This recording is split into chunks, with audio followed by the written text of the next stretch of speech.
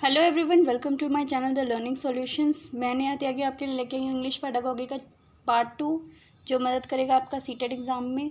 So let's start. An English teacher after completing a chapter from the text book ask questions based on the text to. एक English की जो teacher है वो chapter complete होने के बाद जो उसकी टेक्स्ट बुक है उसमें से क्वेश्चंस पूछती है बच्चों से। क्यों? To maintain class discipline, class में डिसिप्लिन मेंटेन करने के लिए। Keep students busy as the chapter is complete, मतलब बच्चों को बिजी रखने के लिए क्योंकि चैप्टर कंप्लीट हो चुका है। अट्रैक्ट स्टूडेंट्स अटेंशन, और स्टूडेंट्स के अटेंशन लेने के लिए। या नो देयर कॉम्प्रीहेंशन।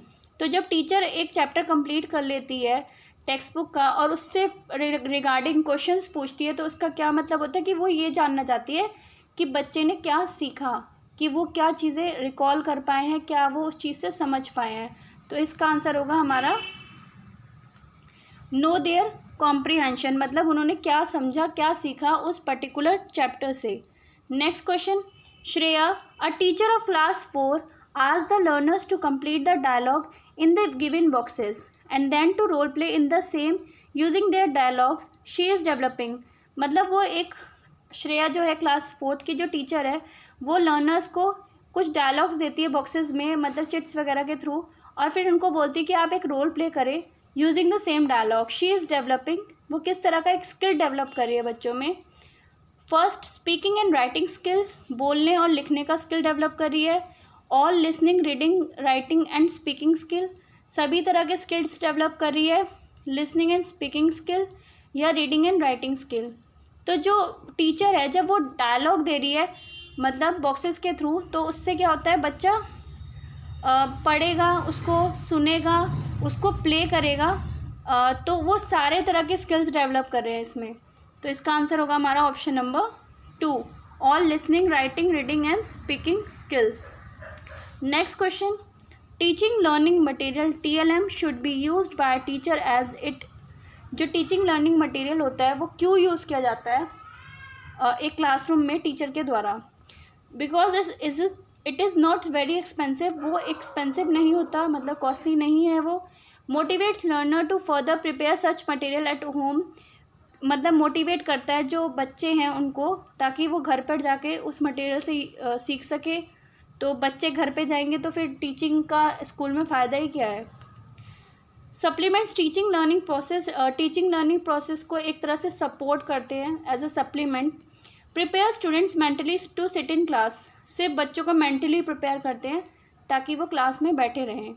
तो इसका आंसर होगा हमारा TLM क्यों यूज़ किया जाता है टीचर के द्वारा, क्योंकि वो एक as a supplement, as a source use करते हैं हम टीचिंग लर्निंग प्रोसेस में। तो इसका आंसर होगा हमारा supplements teaching learning process. Next question. While learning English as a second language, जब हम इंग्लिश को as a second language use करते हैं तो the mother tongue should not be use by the learner, तो मदर टंग को use नहीं करना चाहिए बच्चों के द्वारा। There is no role of mother tongue, mother tongue का कोई रोल ही नहीं होता है। The use of mother tongue will facilitate learning, learning में एक तरह की हेल्प करती है हमारी जो मदर टंग है, हमारी जो मातृभाषा है। The use of mother tongue will create interference, एक तरह से वो बाधा डालती है सेकेंड लैंग्वेज सीखने में। तो जो हमारी मदर टंग होती है वो क्या करती है, हेल्पफुल होती है हमारी दूसरी भाषा सीखने के लिए। तो इसका आंसर होगा हमारा the use of mother tongue will facilitate learning. Next question. As per NCF 2005 multilingualism in learning a language should be seen as. NCF 2005 के द्वारा जो मल्टीलिंग्विज्म मतलब बहुभाषीय जो लर्निंग है लैंग्वेज की वो कैसे देखी गई है। Challenge for student to learn many languages, बच्चों को एक तरह से चैलेंज दिया गया है ताकि वो ज़्यादा से ज़्यादा लैंग्वेजेस यूज़ कर पाएँ। Challenges for teacher to manage such classes, teachers को चैलेंज दिया गया है क्लास को मैनेज करने के लिए। Hindrance in teaching learning English, एक तरह से बाधा है, तो कभी भी कोई चीज़ एक बाधा हो तो वो एक नेगेटिव उसमें जाती है, तो इसको तो हम मानेंगे ही नहीं। Resource in teaching learning English, एक रिसोर्स की तरह यूज़ किया जाता है। तो कोई भी एक भाषा अगर हम सीख चुके हैं और अगर हम दूसरी भाषा सीख रहे हैं तो वो हमेशा एज अ रिसोर्स काम करेगी। अगर आपकी कोई मातृभाषा है तो अगर आप कोई सेकंड लैंग्वेज सीखना चाहते हैं तो आपकी हमेशा जो फर्स्ट भाषा है वो आपकी मदद करेगी, ना कि कोई बाधा डालेगी। तो इसका आंसर होगा हमारा resource in teaching learning English. The rise and fall of tone is, आवाज़ का एक तरह से ऊपर जाना और फिर नीचे आना, एक तरह से ये क्या है? इंटोनेशन है, प्रोनाउंसिएशन है, स्ट्रेस है या स्ट्रेन है? स्ट्रेस और स्ट्रेन का तो कोई मतलब ही नहीं बैठता है। अब प्रोनाउंसिएशन क्या होता है? किसी शब्द को हम जिस तरह से बोलते हैं तो वो एक तरह से प्रोनाउंसिएशन होता है। लेकिन यहाँ पे rise and fall of tone, जो हमारी आवाज़ की ऊपर नीचे जाना होता है, वो क्या होता है? वो हमारा होता है इंटोनेशन। तो इसका आंसर होगा हमारा first, intonation.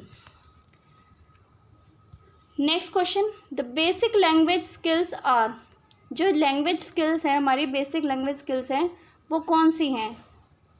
Listening, speaking, reading, translation, speaking, talking, answering, expressing, listening, speaking, reading and writing, reading, writing, questioning and communicating. तो हमें याद है अच्छे से ये तो कि LSRW, जहाँ पे LSRW आ रहा है तो वो ही हमारा आंसर होगा, यानी कि listening, speaking, reading and writing. ये क्या है? हमारी एक लैंग्वेज को जो सीखने की स्किल्स है वो है ये। तो इसका आंसर होगा हमारा third, listening, speaking, reading and writing. Next, bilingual method was suggested by, जो बायलिंगुअल मेथड है, जो मतलब दो भाषाओं को लेके चलने वाला जो मेथड है, वो किसने दिया था हमारा? वो हमारा किसने दिया था? डॉटसन ने दिया था, स्मिथ ने दिया था, हर्बर्ट ने दिया था, रेडसन ने दिया था। तो जो बायलिंगुअल मेथड हमारा सजेस्ट किया गया था वो दिया था हमारा डॉटसन ने 1963 में। तो याद रखना, ये इंग्लिश में ज़्यादा क्वेश्चन आ ही जाता है कि बायलिंगुअल मेथड किसने दिया था, तो वो दिया था हमारा डॉटसन ने 1963 में। Next, language learning is related to, जो हमारी भाषा की जो लर्निंग है वो किस चीज़ से रिलेट करती है? हमारी नॉलेज से, हमारी स्किल्स से, हमारी पावर से, या हमारी चीज़ों को कॉपी करने की, कॉपिंग की जो प्रोसीजर होती है उसके थ्रू। तो नॉलेज तो होता है, ये सब चीज़ें इंपॉर्टेंट होती है कि किस तरह की हम किसी को देख के सीख रहे हैं या जो हम पावर लगा रहे हैं और जो हमारा जो ज्ञान है वो। लेकिन सबसे बेस्ट इसमें कौन सा रहेगा? स्किल्स, कि किस तरह के हम स्किल्स यूज़ करते हैं, चाहे वो हमारी लिसनिंग है, स्पीकिंग है, रीडिंग है, राइटिंग है, वो किस तरह के हम स्किल्स यूज़ करते हैं एक भाषा को सीखने में। तो इसका आंसर होगा हमारा B, skills. Next question, the grammar translation method emphasises, जो हमारा ग्रामर ट्रांसलेशन का मेथड है वो क्या हमें बताता है? Oral fluency, command over speech, use of mother टंग, या लिसनिंग एंड स्पीकिंग। तो जो ग्रामर ट्रांसलेट करने का जो हमारा जो मेथड है वो हमें बताता है हमारी यूज़ ऑफ मदर टंग, कि किस तरह से हम अपनी मदर टंग को यूज़ करते हैं। तो इसका आंसर होगा हमारा use of mother tongue. Thanks for watching the video. Do like and subscribe if you like it. Thank you so much.